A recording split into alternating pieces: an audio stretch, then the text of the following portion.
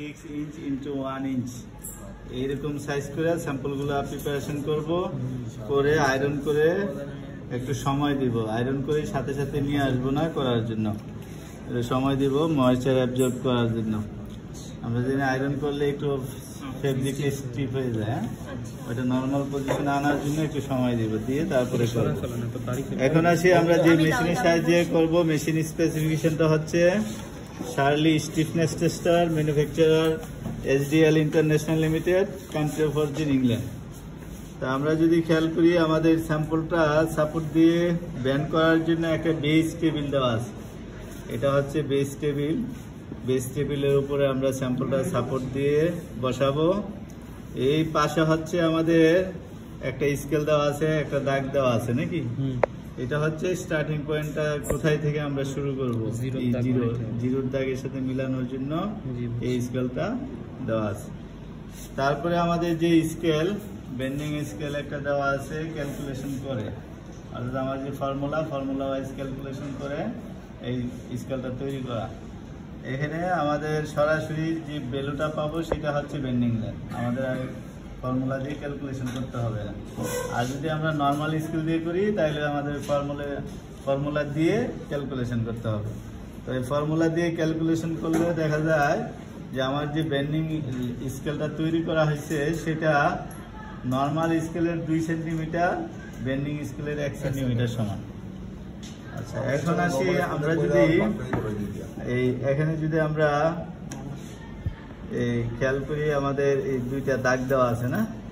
দুইটা দাগ দেওয়ার কারণ হয়েছে আমাদের এই যে আমরা যে বেন্ড করাবো, স্যাম্পলটা বেন্ড করার পরে আমাদের আর স্যাম্পলটা কাটার পরে আমাদের যে টিপ পোর্শনের কথা বলছে, দুইটা টিপ পোর্শন, এই দুইটা টিপ পোর্শন আমি যখন বেন্ড করে দিব, এই দুইটা দাগের মাঝে স্পর্শ করতেছে কিনা সেটা দেখাটা অনেকটা কি কঠিন না। এই দুইটা দাগের সাথে মিলানো অনেকটা কঠিন, সেই জন্য এটাকে সহজ করার জন্য, ইজি করার জন্য তারা পাশে একটা মিররের ব্যবস্থা করছে। মিররে যদি আমরা খেয়াল করি, এখান থেকে দেখে আমার এই টিপ পোর্শন দুইটা টাচ খাইছে কিনা কোনো একটা, বা দুইটা একসাথে আসছে কিনা, ওইটা দেখার চেয়ে সহজ হচ্ছে মিররে দেখা। এখন মিররে আমরা স্পষ্টভাবে বুঝতে পারবো। এখন মিররে যদি আমরা খেয়াল করি দাগের অবস্থানটা, এখানে যেরকম আমার স্যাম্পলের মতো ফ্ল্যাট অবস্থা আছে দাগ দুইটা, কিন্তু মিররে গিয়া দাগ দুইটাকে এইভাবে একটা লাইনে প্যারালালি নিয়ে আসে, এক লাইনে নিয়ে আসে। এখন প্যারালালি এক লাইনে আনতে যাওয়া তারা এই দুইটা প্যারালালি নিয়ে আসছে। আমরা যখন মিররে দেখব দুইটা দাগ, কিন্তু আমি এইভাবে যদি আলাদা দেখি এটাও দেখা যাবে, এটা আলাদা আলাদা দেখা যাবে, অথবা এক লাইনে না আমরা দেখতে পাবো। যখন আমরা মান নিব এক লাইনে নিয়ে আসে মানটা নিব। এখন আমাদের স্যাম্পলের অবস্থানটা আমরা খেয়াল করি। আমি একটা স্যাম্পল শুরু করলাম, আর স্যাম্পলের ফেসের হেড, ফেসের টেল, ব্যাকের হেড, ব্যাকের টেল, একটা স্যাম্পল থেকে আমরা না, এখন এই দাগ বরাবর হবে না। এই কারণে আমরা একটু খেয়াল করি, আমি যখন স্কেলটা এখানে বসাবো, বসায় আমি যখন স্কেলটা এই স্যাম্পলটা বসানোর সময় খেয়াল করতে হবে, এভাবে ব্যান্ড করে বসানো যাবে না, বা এই পাশে সাপোর্ট দিয়ে না, আমাদের এই স্কেলের সাপোর্ট দিয়ে আমরা বসাবো। আর পাশাপাশি আমাদের এই যে জিরো দাগের সাথে মিলে আমরা বসাবো। এখন কোশ্চেন অনেকে করতেছে যে আমি এই অংশটা বেশি হচ্ছে। আসলে এই অংশটা আমরা যখন ব্যান্ড করে সামনের দিকে পাস করব, এই অংশটা সাপোর্টটা কিন্তু আমার কাউন্ট হচ্ছে না, স্কেলে আসতেছে না। তো আমি যখন সামনে পাস করব তখন তো এই সাপোর্টটা থাকতেছে, সেই হিসাবে তারা ওইটা ক্যালকুলেশন করেই তৈরি করছে। আচ্ছা, এখন আসি আমরা একটু খেয়াল করি, আমি সময়টা বলছি কত, 20 ± 5। এই সময়ের ভিতরে আমরা যে মানটা পাবো সেটা অ্যাকসেপ্টেবল মান।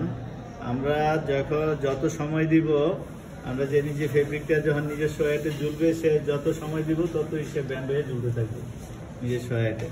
অর্থাৎ 20 ± 5 সেকেন্ডের ভিতরে যে অবস্থায় পজিশনটা দেখবো, স্পষ্ট আমার যে লাইনের যে টিপ পোর্শনের যে স্পর্শটা, সেটা কিন্তু আমি যত সময় দিব সেই অবস্থায় থাকবে না, সে ব্যান্ড হয়ে নিচের দিকে ঝুলতে থাকবে। আরো এখন আসি আমরা, এই যে শুরু করলাম, এই যে আমরা মিররে যারা সামনে আছি খেয়াল করি, হ্যাঁ মিররে দেখা যাচ্ছে না স্যাম্পল, স্যাম্পল দেখা যাচ্ছে এক লাইনে নিয়ে আসবে। এক লাইনে আনলে আমরা দেখতেছি যে টাচ খেয়ে ফেলছে না। প্রথম শর্ত বলছিল তারা কি, যে দুইটা টিপ পোর্শন এই দুইটা দাগের মাঝে এইভাবে যাওয়ার কথা, যদি আমার স্যাম্পলটা ব্যালেন্স ঠিক থাকে, দুইটা টিপ পোর্শন একসাথে যাওয়ার কথা। কিন্তু আমরা এখন যেটা ভিজুয়ালি দেখছি যে টেস্টের সময় উপরের অংশটার সাথে আগে একটা টিপ পোর্শন টাচ খেতেছে, আর একটা টিপ পোর্শন দূরে আছে, আরেকটা দাগ থেকে নিচের দাগ থেকে দূরে আছে। এই যে এটা হচ্ছে নিচে দাগটা, আর এটা হচ্ছে উপরে। এই দুইটা দাগের মধ্যে কিন্তু একসাথে আসতেছে না। আমরা যখন এটাকে স্লাইড করতেছি একসাথে কিন্তু আসতেছে না, উপরের দাগের সাথে আগে টাচ খেতেছে, ওয়ার্পের সময় নিচের দাগে আগে টাচ খেতেছে। তা আমরা এখানে তারা দ্বিতীয় শর্ত বলছে যে যেই দাগের সাথে আগে টাচ খেবে তখন স্টপ করে মান নেবে। দুইটা একসাথে মিলাইতে যাব না, আর মিলবেও না। মিলবে? এখন এটা আগে টাচ খাইছে, এটা পেছনে আছে, এটা যখন আমি আনতে যাব তাহলে এটা কি ক্রস করে ভিতরের দিকে চলে আসবে না, এটা দিয়ে তখন লাইনে আসবে, তাহলে এটা ওভার হয়ে যাবে। সেই জন্য বলছে যে প্রথম যে আগে টাচ খাবে তখনই স্টপ করে মান নেব। তাইলে আমাদের ভ্যালুগুলা কিভাবে আমরা নিব? ভ্যালুগুলা এখানে যেটা দেওয়া আছে 0.05 করে প্রতি ঘর দেওয়া আছে। তাইলে এই যে দুই দাগ হয়েছে 0.1 2 3 4 5 6 7 8 9, এরপরে এই যে 1 সরাসরি 1 2 1 পয়েন্ট কত আছে 95 1.95 দেখেন। তাহলে আমরা ফেসের হেড 1.95